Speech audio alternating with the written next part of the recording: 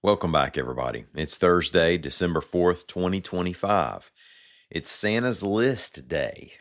Now, that doesn't mean your list of demands for the old man. It's his list, or two lists.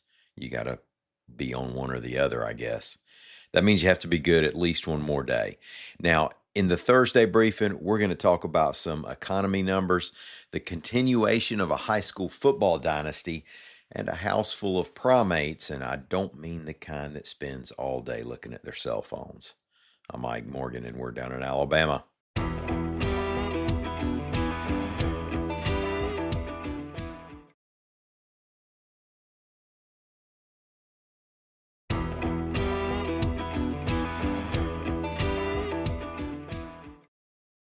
Alabama's job openings were down in August, reports AL.com's Hannah Denham.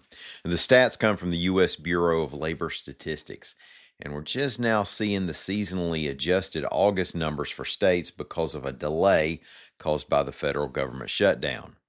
Those stats show that there were around 105,000 job openings in Alabama in August. That was 5% fewer than there were in July and 13% fewer than August 2024. Actual hiring, at around 73,000 new hires in the state, had been flat for a few months, but was down almost 8% year over year. Nationally, the number of job openings fell around 5% from the previous August. Now, while that's a much smaller percentage than Alabama's 13% fall, it leaves the job openings rates for the U.S. and state pretty close at 4.3% and 4.5%, respectively.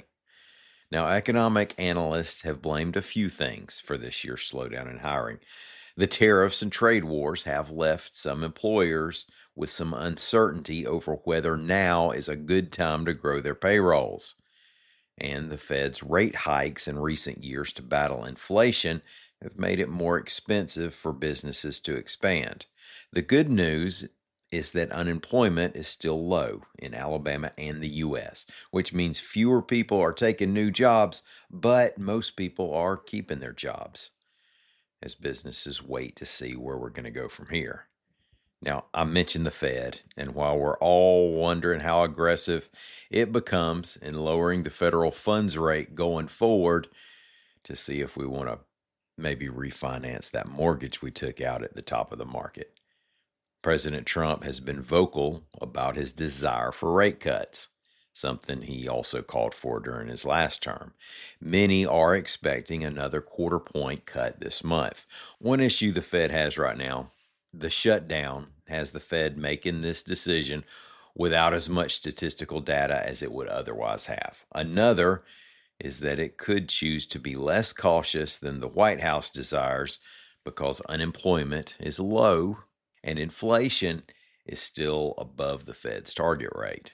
Now, a larger rate cut would loosen the money supply more, possibly sparking more growth, but also adding to the inflationary pressure.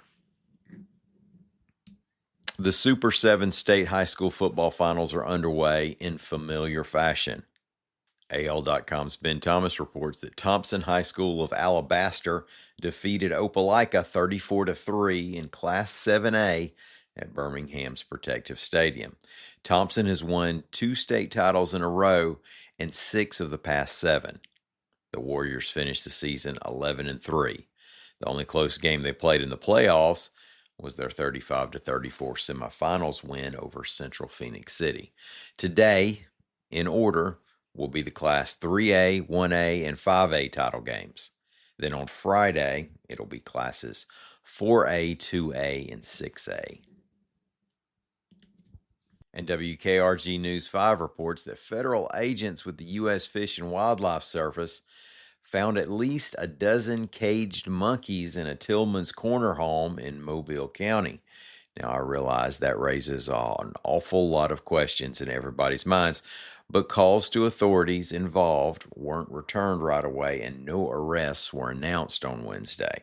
Still, I wanted to share this because we only get 1 or 2 stories a year that involve monkeys, which are, by the way, not native to Alabama. A neighbor did tell WKRG that as a child, she once played with the monkeys from the residents. She said she did not know the owners personally, however. On that note, thank y'all so much for listening to us. We're going to be back here again in the morning. Until then, y'all come by and see us anytime you can on the internet at al.com.